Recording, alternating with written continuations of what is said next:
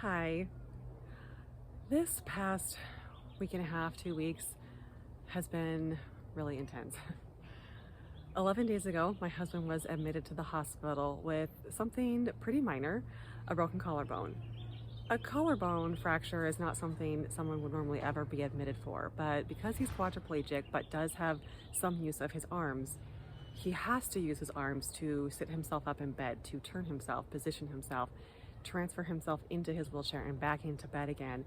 And he'd actually broken his collarbone 2 months ago, but because he was doing all his normal stuff out of necessity, it not only was not healing, it was getting worse.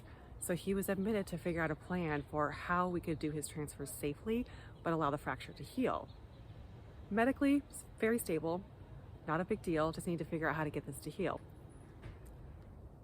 And then the next day, very unexpectedly, he went into sudden cardiac arrest, which means that his heart stopped for no apparent reason. It took the medical team 15 minutes to revive him. The next day, when I met with the doctor, she was very kind. She told me that towards the end, they weren't sure they were going to get him back because it was taking so long. But praise God, they did. And after he was doing a lot better and able to communicate clearly, which took a little time, I told him, you had an angel in that room with you that night. God could have taken you then. Of course, we know that he could take any of us at any time. We know that. But we don't usually get a warning. I feel like he got a warning. That was God's way of tapping him on the shoulder and saying, hey, I could have taken you just then, but I didn't. Because you still have a purpose to carry out. You need more time on earth, and I need you to do that. Of course, we don't know exactly what that purpose is, but we are so grateful for that extra time, whatever that might be. He's doing much better now, by the way. He had surgery 4 days ago, implanting an internal defibrillator and pacemaker, so that if that happens again, he has a pretty good chance of survival. So he's medically doing much better and should be able to come home fairly soon. We hope. We're still working on the discharge plans and when that will be. But this whole experience over this last week and a half or so makes you think about a lot of things, of course. But one of them being, are you living out your purpose? Are you living out your purpose? And I believe that for all of us, we have many purposes during our time here on earth.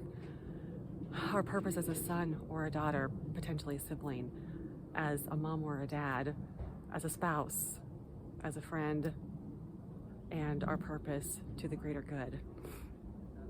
And I believe that a common purpose that we all share is to love others. And not just to love the people that we like, but also to love the people that we don't like, the people that are hard to love. You know who I'm talking about. We all have them. People who may have wronged us, people who maybe don't treat us well, people who are even mean, people who have decided not to like us for unknown reasons. Those are the hard ones to love. And it feels backwards to think about loving those people, the people that are mean to us. Like, why would I want to love you? Why would I want to love them? Does that even make sense? But not only are we supposed to, there's a couple things to think about.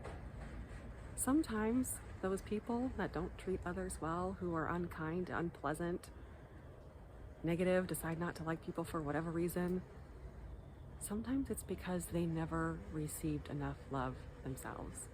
It's not an excuse for the behavior, but sometimes that is the main reason why. So if you're able to get to a place of loving them a little bit more, you could contribute to being the antidote to that negative behavior. And you don't even have to do anything overt. They don't even have to know. This is going to sound challenging at first, but it gets easier after you do it a couple times. And the beauty of it is they don't have to know you're even doing it, but you can say a prayer for blessings. Pray for blessings for that person, for those people, the people that you don't like, the people who have hurt you, the people who don't treat you well. Again, it feels backwards, doesn't it? Like, why would I want to pray for blessings for that person? But not only could it benefit them, and they could then receive maybe something they've never actually received before that they need to help soften their behavior. It's also so freeing for us. It's so freeing for you. When we do that and genuinely, sincerely pray for blessings for that individual, it is so liberating. It allows us to let go of potentially any anger or pain, any hurt that we're hanging on to. So it not only helps them, it also helps you. Again, I know it sounds hard and it sounds kind of crazy. It's backwards. Like, why would I want to do that? Just consider it. Think about it. Give it a try. So I pray for good health and for blessings for you. And may you live out your purpose, your many purposes, and love well. And now I should probably go take my own advice and say some prayers for blessings for the people that I don't like. I will see you next time.